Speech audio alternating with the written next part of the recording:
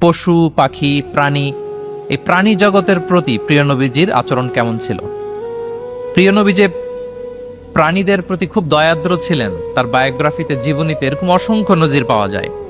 কারণ আল্লাহ তাআলা তাকে রাহমাতাল লিল আলামিন, ওমা আরসালনাকা ইল্লা রাহমাতাল লিল আলামিন, I've sent you as a mercy for the entire universe। আল্লাহ বলছেন, আমি গোটা বিশ্বের জন্য, সবার জন্য আপনাকে ব্লেসিংস এন্ড মার্সি করে প্রেরণ করেছি। হি ওয়াজ এ মার্সি ফর অল, সবার জন্য তিনি রহমত হয়ে এসেছিলেন। মানুষের জন্য যেমনি রহমত ম্যানকাইন্ড, জিনদের জন্য তিনি রহমত জিনকাইন্ডের জন্য, ইভেন অ্যানিমালস প্রাণীকুলের জন্য তিনি রহমত হয়ে পৃথিবীতে এসেছেন। মানুষের প্রতি তিনি যেমনি দয়া দেখিয়েছেন, প্রাণীদের প্রতিও দয়া দেখিয়েছেন। ছোট্ট একটা হাদিস দিয়ে শুরু করি। আমরা রাসূল সাল্লাল্লাহু আলাইহি ওয়াসাল্লামের এই এক্সাম্পলারি প্রফেটিক বিহেভিয়ার, এটা থ্রু দ্য লেন্স অফ সিরা and through the lens of সুন্নাহ, সুন্নাহর পরতে পরতে, রাসূল সাল্লাল্লাহু আলাইহি ওয়াসাল্লামের সিরাতের পরতে পরতে আমরা দেখবার চেষ্টা করব যে তিনি কেমন আচরণ করতেন সবার সাথে। একবার তিনি একটা খেজুর বাগানে প্রবেশ করলেন মদিনাতে। তো প্রবেশ করার পর তিনি দেখতে পেলেন যে দূর থেকে একটা উট কান্না করে করে রাসূল সাল্লাল্লাহু আলাইহি ওয়াসাল্লামের কাছে ছুটে আসছে। একটা উট কান্না করে আসতেছে। রাসূল সাল্লাল্লাহু আলাইহি ওয়াসাল্লামের দেখে অত্যন্ত দয়া হলো, মায়া হলো যে উটটা কেন কান্না করতেছে, এত এত বেশি কেন কান্না করতেছে। আল্লাহ রাসূল সাল্লাল্লাহু আলাইহি ওয়াসাল্লাম তিনি মমতা ভরে ওনার হাত দিয়ে উটের মাথায় আদর করতে আরম্ভ করলেন। প্রিয় নবীজির এই মমতা মাখা হাত বুলানো পেয়ে উটের কান্না বন্ধ হলো, এবং রাসূল সাল্লাল্লাহু আলাইহি ওয়াসাল্লামের কানে কি কি যেন বললো উট, এটা অন্যরা বুঝতে পারছে না। তো এরপর রাসূল সাল্লাল্লাহু আলাইহি ওয়াসাল্লাম খুঁজতে আরম্ভ করলেন যে উটের মালিক কে। একজন আনসারী যুবক সাহাবী আসলো। তখন রাসূল সাল্লাল্লাহু আলাইহি ওয়াসাল্লাম বলল যে তোমার এই উট আমার কাছে তোমার ব্যাপারে নালিশ করেছে যে তুমি একে ক্ষুধার্ত রাখো কিন্তু একে দিয়ে অনেক কাজ করাও। তুমি কি এই বোবা, এই নিরীহ প্রাণীটার ব্যাপারে আল্লাহকে ভয় করো না? কিয়ামতের দিন এটাই তোমার জাহান্নামের কারণ হয়ে যেতে পারে। খবরদার, এই নিরীহ প্রাণীটার ব্যাপারে তুমি আল্লাহকে ভয় করো। দেখেন, প্রিয় নবীজি উটের মাথায় হাত বুলিয়ে ওটার কান্না বন্ধ করেছিলেন এবং ওটার মালিককে ওসিয়ত করেছেন যে খবরদার, প্রাণীর প্রতি কখনো এরকম রূঢ় কঠিন আচরণ করা যাবে না, তাদের প্রতি রহম দিল হইতে হবে। এভাবে আপনি সিরাতের পরতে পরতে অনেক ঘটনা পাবেন। আজকের এই সংক্ষিপ্ত পরিসরে এত এত রেফারেন্স হয়তো আমার উল্লেখ করা সম্ভব হবে না, এবং অ্যারাবিক টেক্সটগুলো বলে বলে অর্থ করে শোনানো অনেক সময় লেগে যাবে। আমি শুধু মূল কথাগুলো, বুলেট পয়েন্টসগুলো আপনাদের সাথে শেয়ার করবার চেষ্টা করবো ইনশাআল্লাহ বিইذনিল্লাহ। এই যে প্রাণীর প্রতি দয়া, ইসলামের একটা মূলনীতি হচ্ছে মুমিনের জীবনের প্রতিটি কাজে ইহসানের পরশ থাকতে হবে। আল্লাহ তাআলা আমাদের সব কাজে ইহসানকে আবশ্যক করেছেন।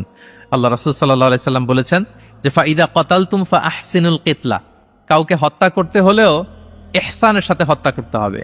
ধরুন যে অপরাধের কারণে আদালত কর্তৃক সাব্যস্ত হলো যে একজন মৃত্যুদণ্ড প্রাপ্ত আসামি, তো তাই বলে কি আপনি যা ইচ্ছা তার সাথে করতে পারবেন? তার নাক কেটে ফেলা, কান কেটে ফেলা, তার অঙ্গহানি করা, এলোপাতারি ছুরিকাঘাত করা করতে পারবেন না। ইদা কাতালতুম ফাআহসিনুল কিতলা, এটাও ইহসানের সাথে করতে হবে। দেখেন, হত্যার মতো একটা কাজ ইহসানের সাথে করতে হবে। ওয়া ইদা যাবাহতুম ফাআহসিনুয যাবহা, প্রিয় নবীজি বলেন তোমরা যখন জবেই করবে, কুরবানি করবে, এখানেও ইহসানের সাথে করবে। আল্লাহু আকবার। করতেছি জবাই, করতেছি কি বলেন সবাই আমার সাথে, করতেছি কি জবাই। তার মানে প্রাণীটাকে তো মেরেই ফেলতেছি, কিন্তু প্রিয় নবীজি বলেন এই জবাই করার ক্ষেত্রেও ইহসান করতে হবে। এত সুন্দরভাবে দ্রুত তার গলায় ছুরি লাগাতে হবে যাতে কয়েক সেকেন্ডের মধ্যেই জবাইয়ের কাজটা হয়ে যায়। আপনি ইচ্ছে মতো এলোপাথারি তাকে ছুরি দিয়ে কষ্ট দিতে পারবেন না। মুমিনের প্রতিটি কাজে যেন ইহসানের পরশ থাকে।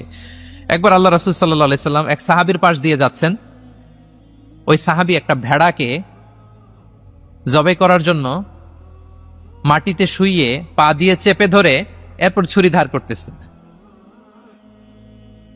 ছাগলটাকে মাটিতে শুইয়ে পা দিয়ে চেপে ধরে এরপরে কি করতেছে? ছুরি ধার করতেছে। আর প্রাণীটা এই ছুরি ধার করার দৃশ্যটা দেখতেছে। আল্লাহ রাসূল সাল্লাল্লাহু আলাইহি ওয়াসাল্লাম তাকে ধমক দিলেন, শাসালেন, বললেন তুমি তো এটাকে 2 বার জবাই করে ফেললে, একটু পরে তো জবাই করবে, এখনই তো জবাই করে ফেলতেছো, তুমি কি আগে ধার দিয়ে নিতে পারলা না? জবাইয়ের আগে তুমি কি ছুরিটাকে ধারালো করে নিতে পারলা না, শার্পেন করে নিতে পারলা না? এভাবে আল্লাহ রাসূল সাল্লাল্লাহু আলাইহি ওয়াসাল্লাম সব সময় প্রাণীদের প্রতি তিনি দয়া দেখিয়েছেন। এবং তিনি বনি ইসরাইলের একটা ঘটনা বলতে যেয়ে তিনি বলেছেন যে একজন প্রস্টিটিউট লেডি ব্যভিচারী নারী যার জন্য জাহান্নাম বরাদ্দ ছিল, কিন্তু একটা তৃষ্ণার্ত কুকুরকে পানি খাওয়ানোর কারণে আল্লাহ তাআলা ওই পাপাচারী নারীকে জান্নাত দান করেছেন। সুবহানাল্লাহি ওয়া বিহামদি। তার জন্য জাহান্নাম ছিল অবধারিত, কিন্তু একটা তৃষ্ণার্ত কুকুরকে পানি পান করার কারণে তাকে জান্নাত দিয়েছে কে? আল্লাহ সুবহানাহু ওয়া তাআলা। তাও কেমন একটা প্রাণীকে? কুকুরকে। আমরা গুরুত্বই দেই না। সামান্য একটা কুকুরকে দয়া দেখানোর কারণে আল্লাহ তাআলা এই জাহান্নামী নারীকে জান্নাত দান করেছেন। আমরা যদি খেয়াল করি যে আমরা আমাদের সমাজে কুকুর বিড়াল দেখলে কি করি বলেন তো? রাস্তাঘাটে কি করি? দেখি অডিয়েন্সের কাছ থেকে আমি একটু শুনি। কি করি আমরা?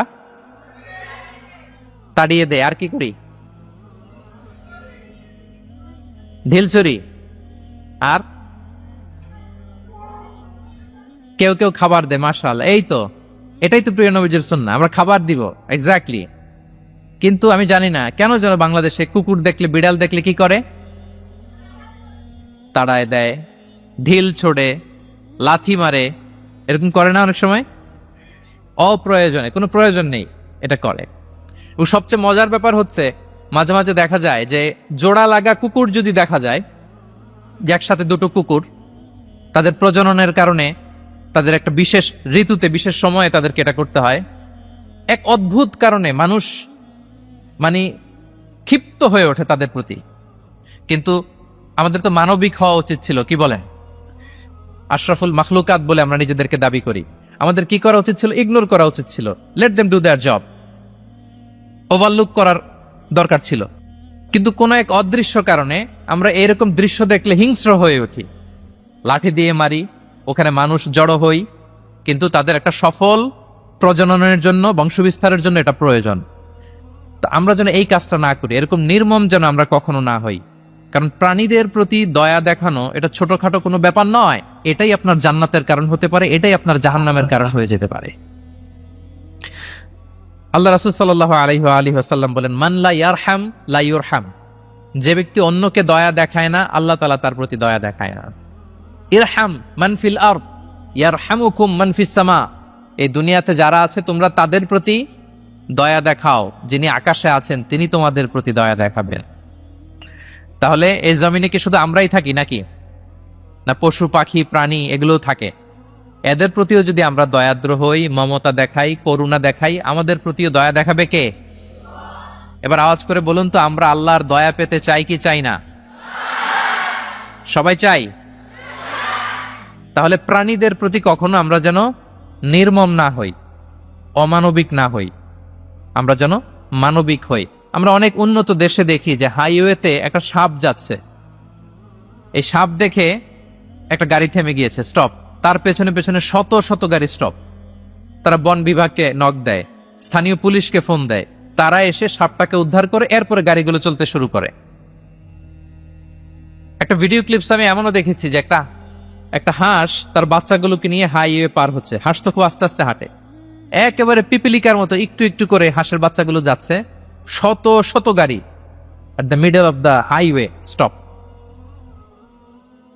আল্লাহু আকবার।